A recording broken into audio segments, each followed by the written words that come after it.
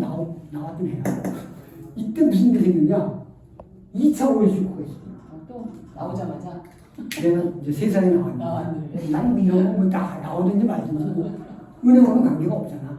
그렇지. 월급 잘 나오고. 근데 하여튼 이 2차 오일쇼크는 왜 생겼냐? 우리가 아는 지금 이란이 그때가 내가 이때 이란의 국왕은 팔레비 국왕이야. 네. 팔레비 국왕이 그 이란의 수도 테헤란이 중동의 파리라고 할 정도로 엄청 자유화의 물결. 그러니까 세상이 참사한 거예요. 1979년도까지의 이란의 도시 풍경은 여자들이 미니스커트 입고 나이잖아.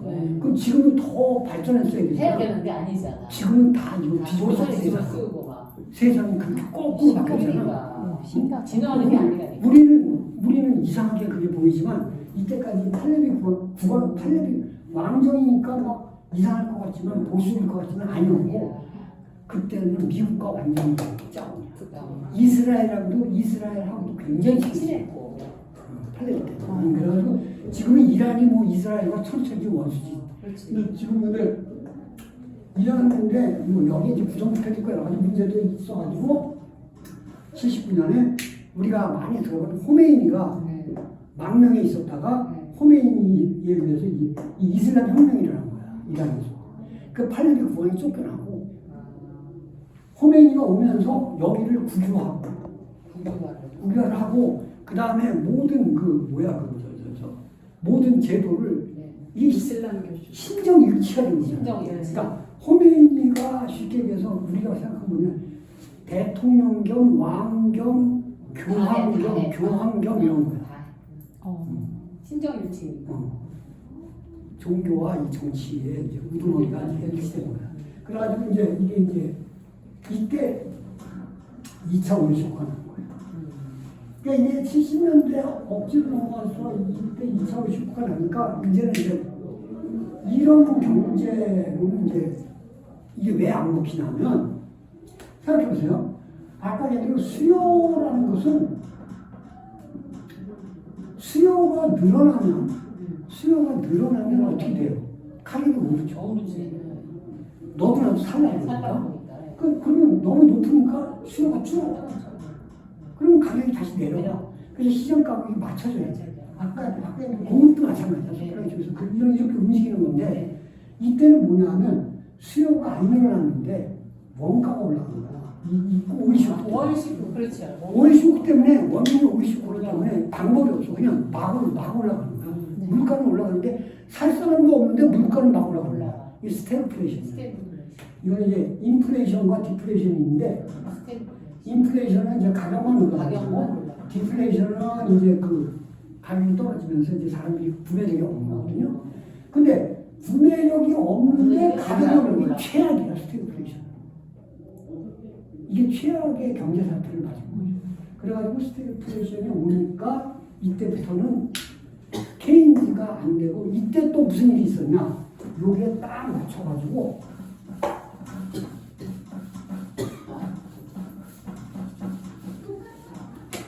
여기에 딱 맞춰서 뭐가 되냐면은 1979년에 우리가 잘 아는 영국의 마가렛 대처가 수상에 취임해요.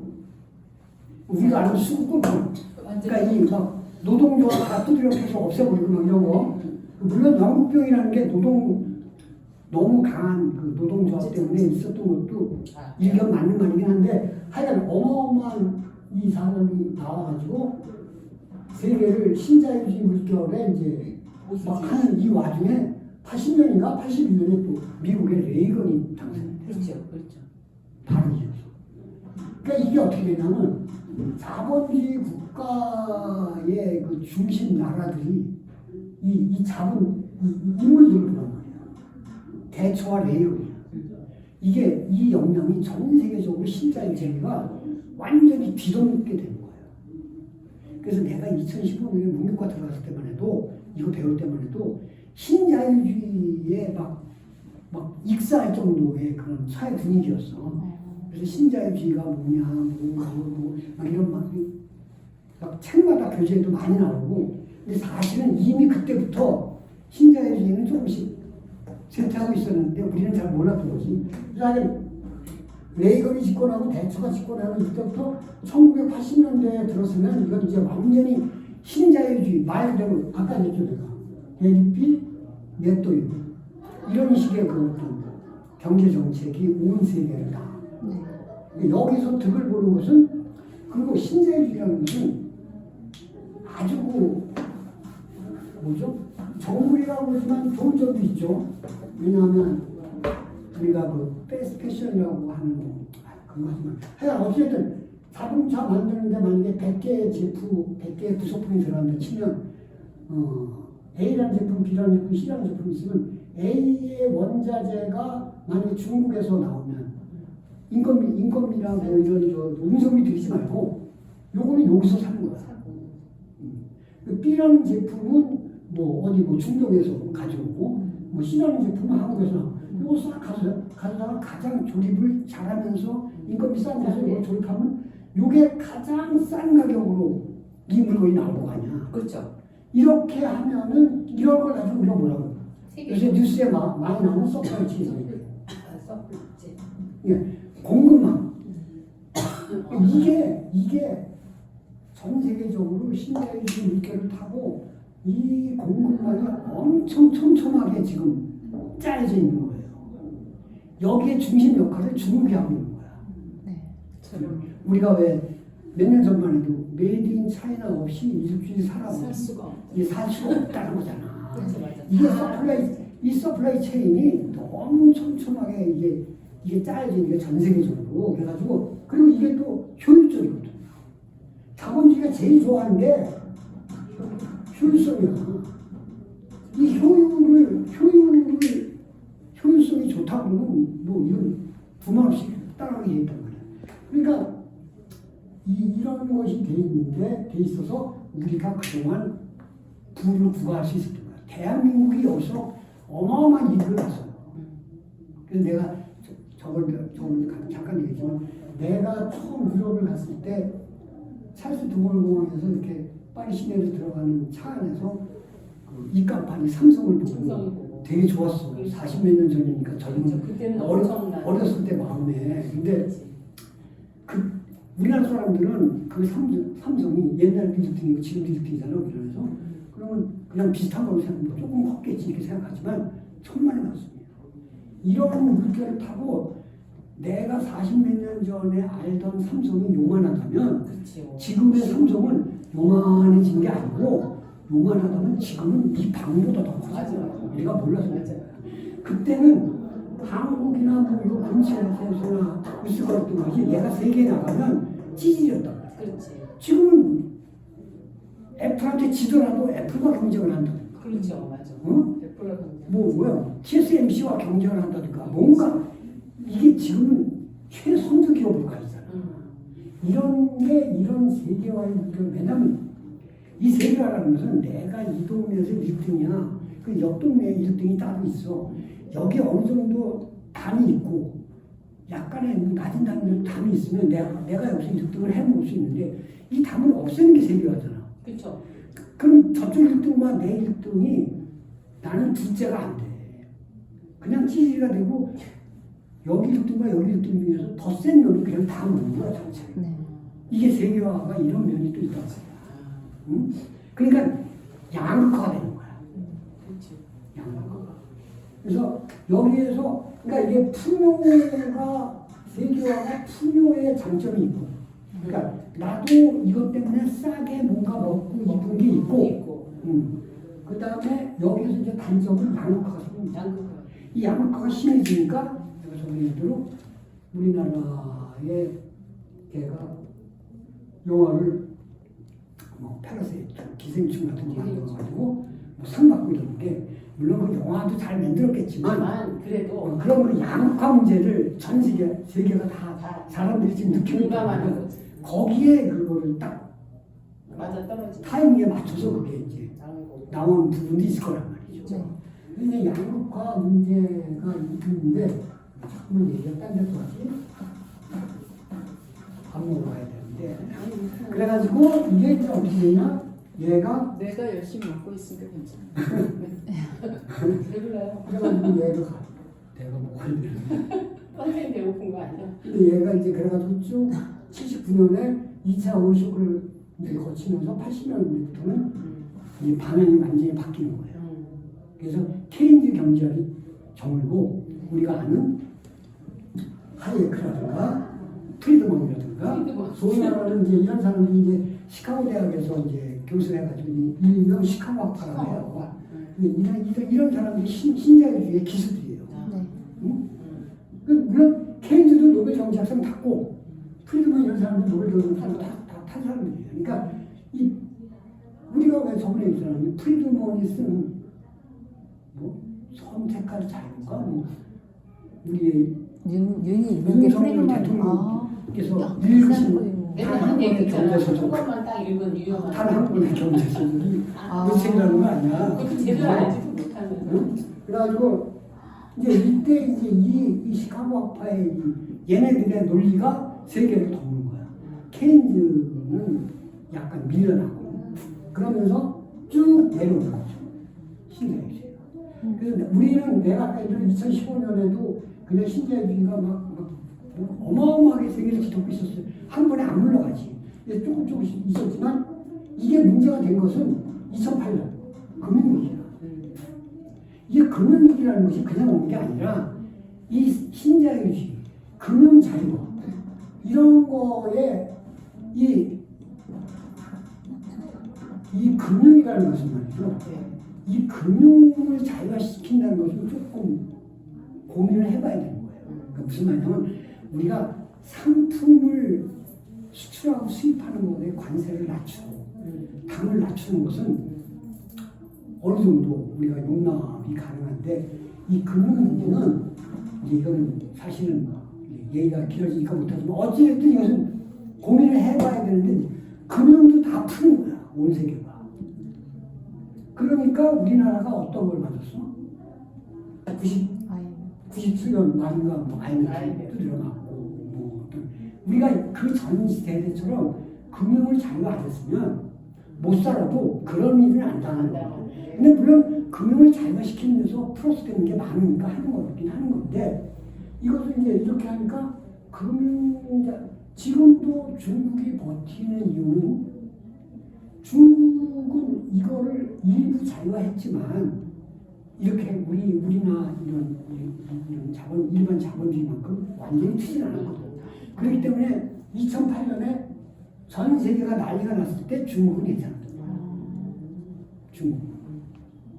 그러니까 자본이 마구 넘나들고 사람이 이렇게 여행하는 거 말고 사람이 마구 넘나들고 그러니까 오늘 미국 시장에 투자했던 뭐 10조의 그 자금이 갑자기 한국으로 이거 내 맘대로 하는 거잖아.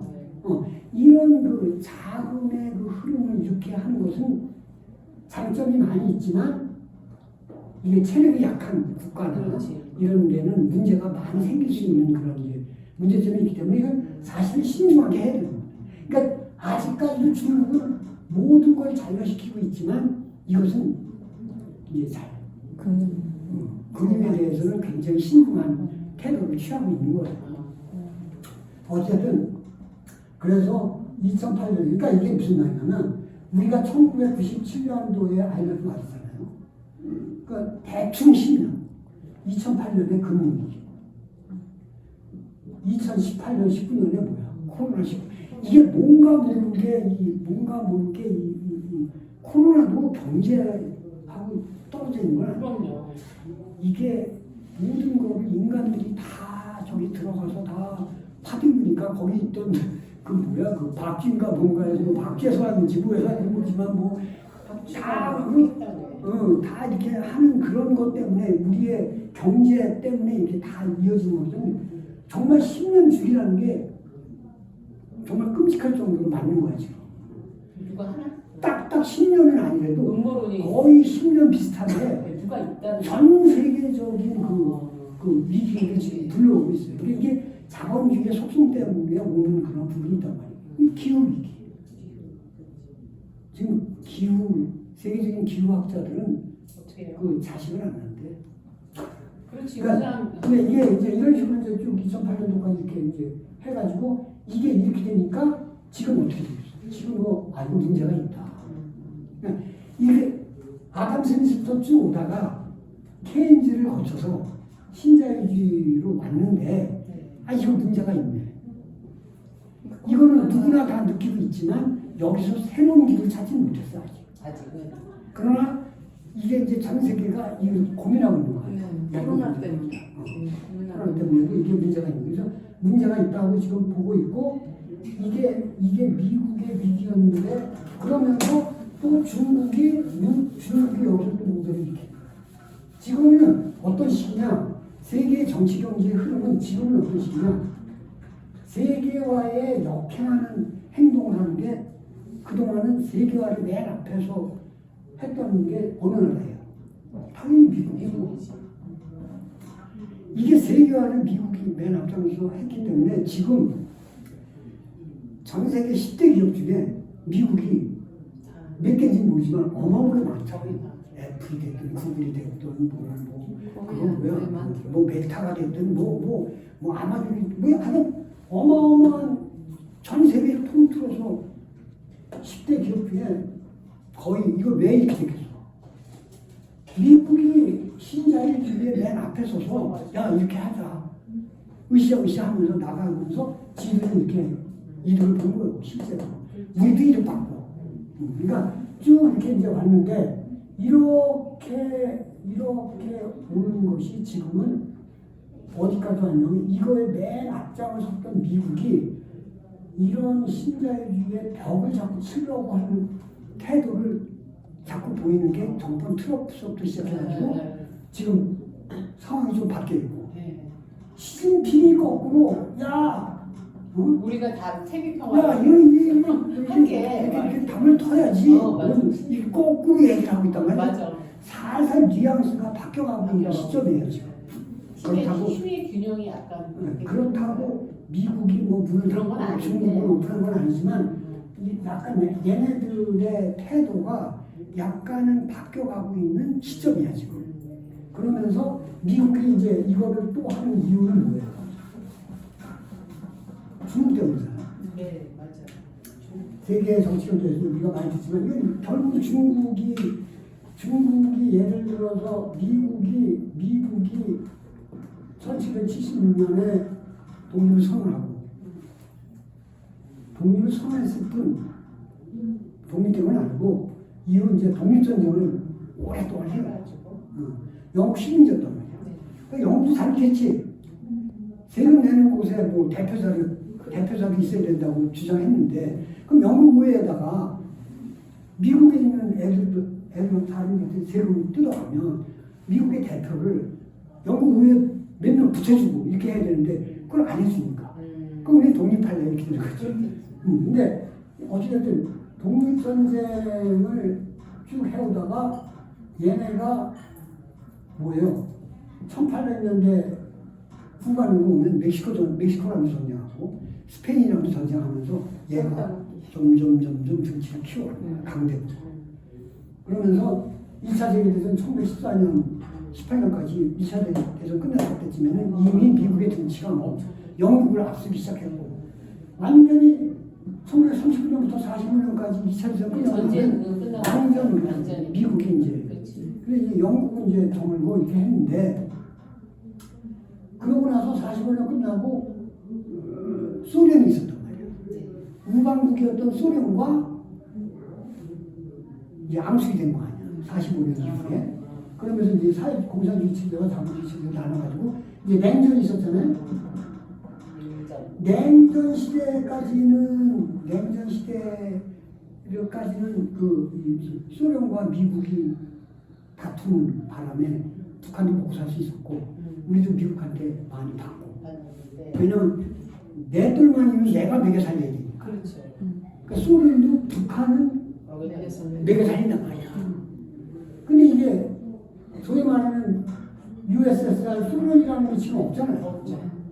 얘가 없어진 게 얘가 이제 레닌이 혁명해가지고 1922년부터 1990년인가 거의 한 70년 동안 있었던 나라인데 이게 없었잖아.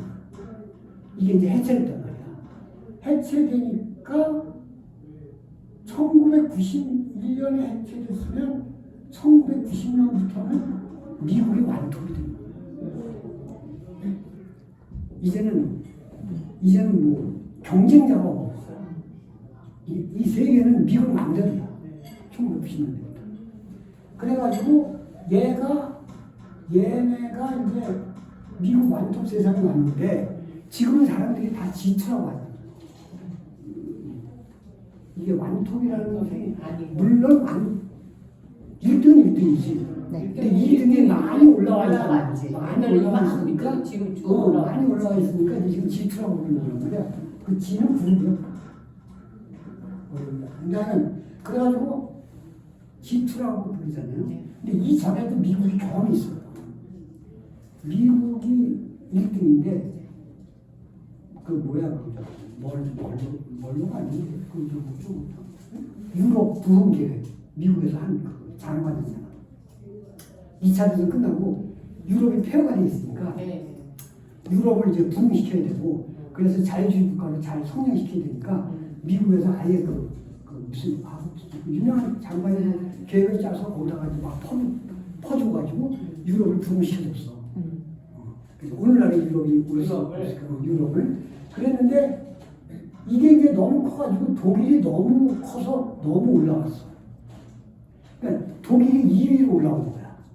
그랬을 때 미국이 싹 눌러줬고 그 다음에 이제 또 조금 시간이 지나니까 1980년대가 되니까 일본이 치고 올라오고 일본이 또 2등 국가에서 뭐 막 미국 뉴욕타임즈에 뭐 노란 원숭이들이 몰려온다 에너가 올려가지고 막 뭐 엠파이어 스테이트 빌딩을 뭐 일본 기업가가 샀다 미국 미국이 일본이 그때 엄청 했어요. 어마어마하게 올라와서 1985년대 1980년대 중반에 그 뉴욕에 있는 프라자 호텔 그때는 제주도인데 지금 별볼게 없대.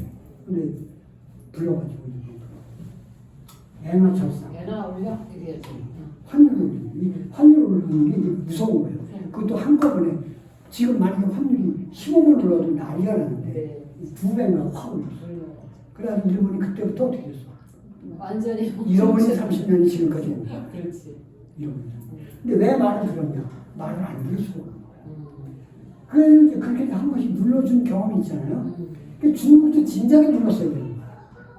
근데 중국도 사실. 만만하게 봤지. 워낙에 밑바닥이었어. 중국도 진작에 눌렀어야 되는데 2000년도 21세기에 올 때 오바마 때가 이거를 갖다가 중국을 WTO 세계 무역 기구 체제에 편입시켰어. 미국이. 그게 실수지. 그때부터 완전히 뭐 날개를 달았어. 그래서 이제 지금 와서 누르려고 그러니까 이제 안 눌러지는 거야. 안 되지. 그 머리가 컸는데. 안 눌러지니까 이제 이게 문제가 되는 거야. 트러블이 생기고 문제가 시끄러운 거야. 지금. 그리고 지금 이거를 어떻게 해야 돼? 그리고 이 서플라이 체인에서 중국이 제외하려고 해요. 미국이. 중국은 빼고 공급망을 뭐 한국, 대만이 됐든 뭐 영국이 됐든 뭐 우리끼리 이렇게 공급망을 만들고 중국을 빼려고 해요. 이거 불가능해요.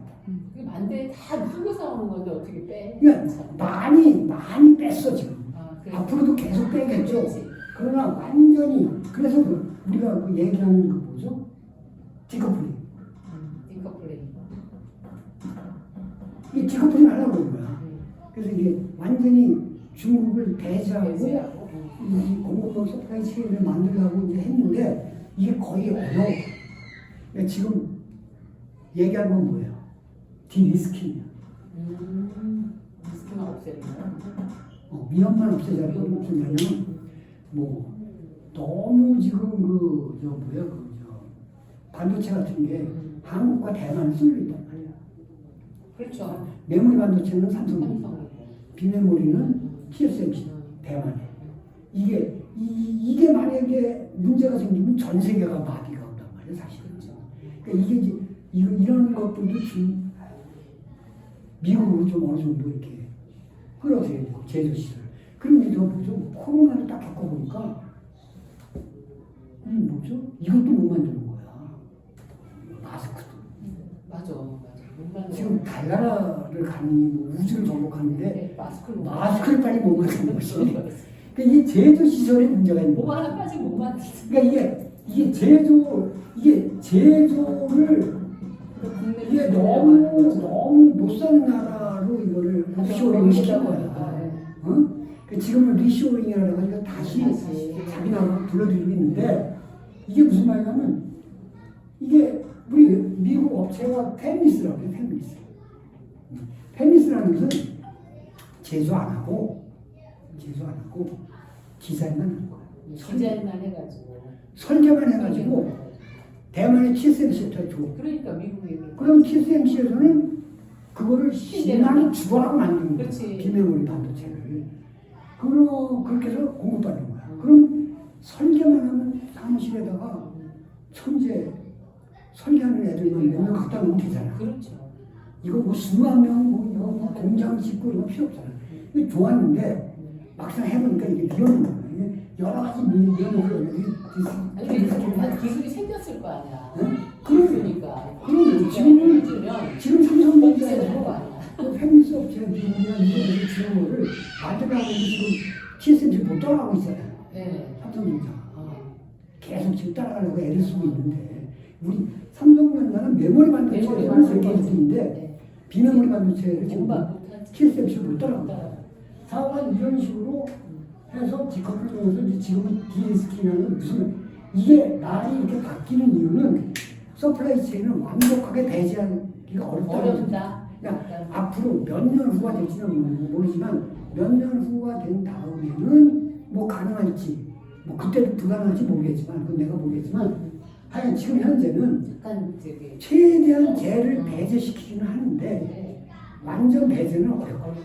지금도 우리가 몰라서 그렇지 미국에서 중국에서 수입하는 그 금액이요 어마어마해요. 옛날보다 줄었습니다.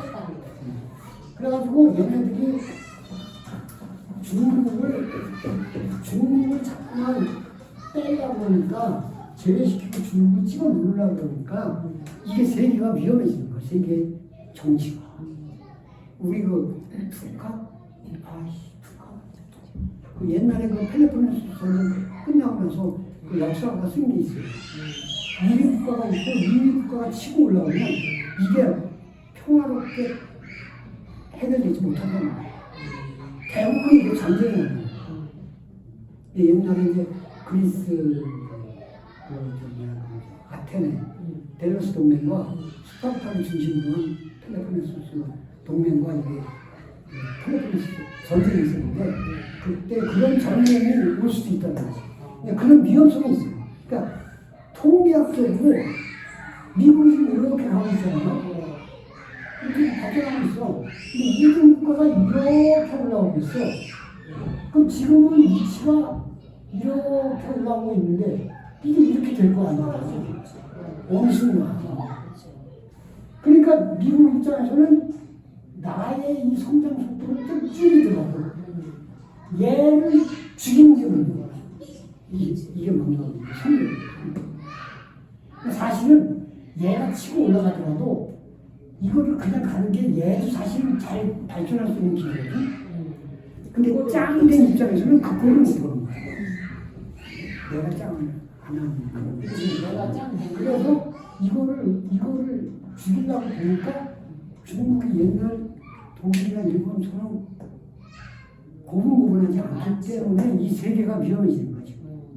계속 뭐 대만 해협이 어쩌고 뭐 어쩌고 계속 뭐 대만과 뭐 중국이 대만을 뭐 포위해가지고 뭐 점령하려고 했을 때 뭐 미국이 뭐 이렇게 오면 뭐 한국도 참전해야 되나 뭐 해서 대만 문제 때문에 물론 말로 끝나겠지만 전 세계가 불안해지는 어떤 이런 게 있는데 이런 식의 이런 그림을 그렸을 때 미국 입장에서는 중국이 죽이려고 하는데 이 중국이 쉽게 안 죽는다.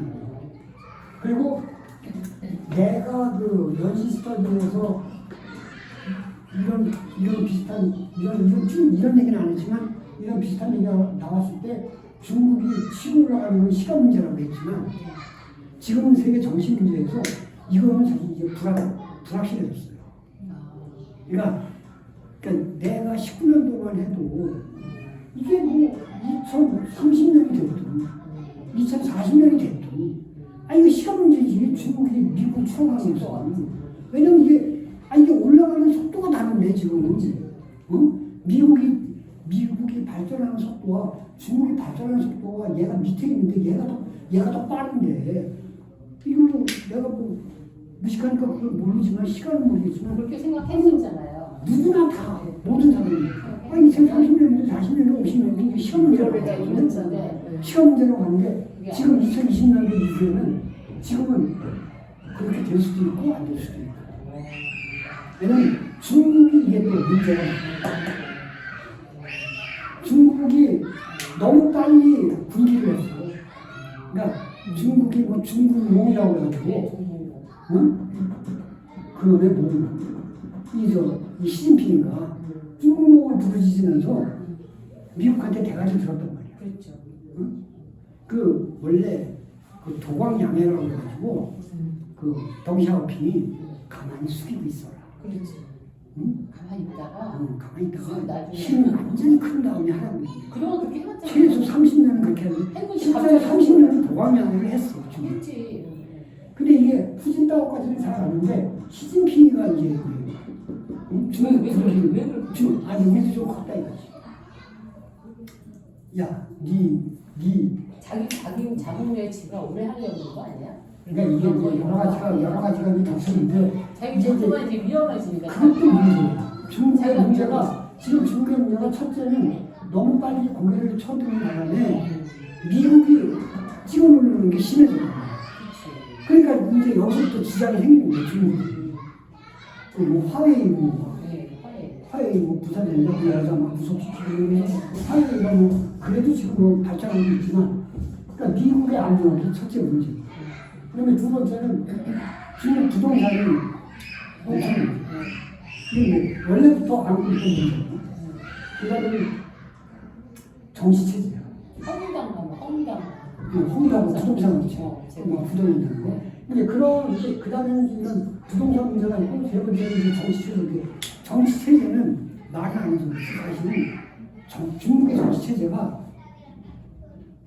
고대는 안 하더라도 참고할 만한 게 있지 않을까 하는 그런 마음이 많은 학자들 사이에 많지 않으면 몇몇 학자들 사이에도 있을 수 있었어요. 네. 무슨 말이냐면 중국 정치 체제라는 것은 최소한도 쉽게 얘기해서 윤석열 같은 애는 절대 안 나오죠.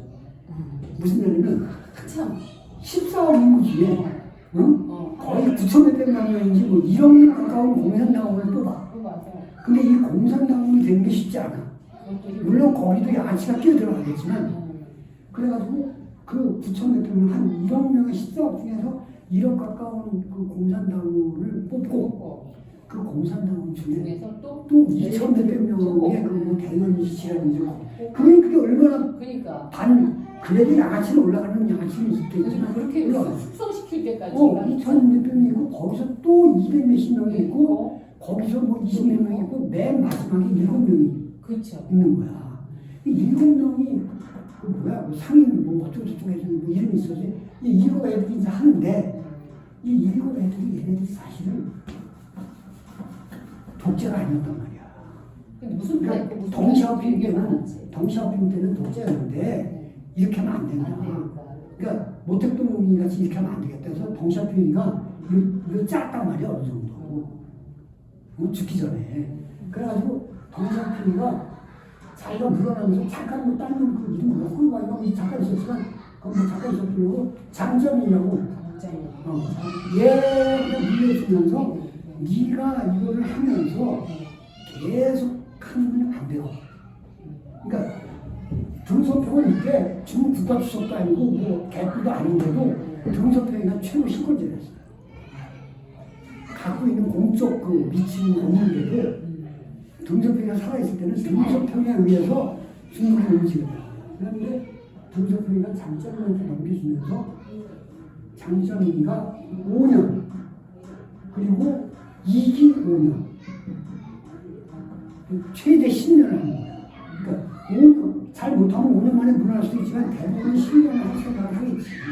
그래서 5년을 하고 운영을 시작할 때 차기 지도자를 또 생각하면서 뽑는 거야. 그래서 장철민이가 실제로 얘가 이걸 5년하고 후반기 5년 할 때 후진다고 세웠다니까. 그래서 후진다가 5년 하고 후반기 또 5년 하고 나서 시진핑이가 또 5년 하고 5년. 이게 30년이에요, 이게. 이 30년 동안 중국이 발전한 거예요. 그리고 이 7명 중에는 이게 시진핑 같은 경우는 태자단이라고 해요. 이 시진핑의 아버지가 시중신이라고 그 혁명 원래 모택동하고 같이 중화인민공화국을 만든 사람이에요. 그러니까 시중신의 아들이잖아. 그렇죠. 이런 애들이 이런 그 혁명 원로들의 아들들이 100%는 아니래도 그런 애들의 그룹이 태자단이라고 태자단이라고 있고 상하이방이 있고 네, 맞아요. 상하이방이 아까 장점이 그 다음에 이제 뭐죠? 공청단이라고 해서 공산당 청년회의라고 해서 후진다오가 그쪽이에요. 공청단. 그러니까 이렇게 해가지고 이 7명이 그런 그 세력 균형을 이루면서 했단 말이야.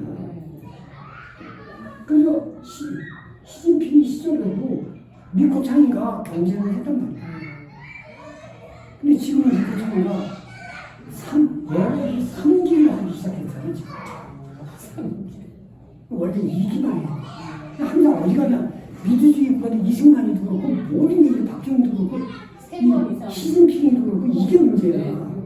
얘가 2번만 하고, 작년인가 재작년에 끝나는 거예요. 네, 그러니까요. 얘가 이거를 바꿔가지고, 얘가 3기를 지금 시작했어. 얘가 3기를 시작하면서, 내가 지금 망해서 투자할 능력은 안 되지만 내가 만약에 투자를 하더라도 중국에 투자할 그거 다 떼요.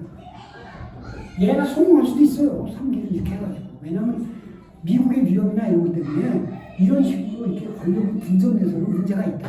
효율성이 안 나온다. 일리가 있는 거기 때문에 성공할 수도 있는데 어찌됐든 우리가 투자하면 다 떼. 투자할 때는 다 떼고 나만 그런 생각을 해서 중국이 이거 불안해진 거예요, 지금. 그러니까 아까 얘기한 대로 미국의 압력, 부동산 문제, 정치 체제 문제까지 이런 게 막 겹치다 보니까 중국이 불안해 지금. 근데 중국이 불안하다는 것은 중국만 불안한 게 아니라 중국의 위치를 봐가지고 전 세계가 불안한 거지. 그러니까 미국의 세대를 넘어서서 중국이 치고 올라갈 수 있을지가 지금은 장담을 못합니다. 치고 올라갈 수도 있고 못 치고 올라갈 수도 있고 그 다음에 중국이 이대로 잘 미국을 넘어서든 못 넘어서든 잘 갈 수 있을까? 아닐까도 이제는 불안해요. 이게 전 세계의 정치 경제가 불안으로 지금 그렇죠. 접어들고 있고 그동안은 신자유주의라는 잘됐든 못됐든 우상을 믿고 우리 인류가 쭉 한 30년 왔는데 30년 이상은 왔는데 지금은 왜냐면 80년부터 1980년부터만 따져도 30년 이상을 왔는데 지금은 새로운 우상을 찾아 헤매는 시기예요. 불안해지는 거죠 지금. 그 다음에 또 다른 얘기가 길지만 밥 먹으러 갑시다.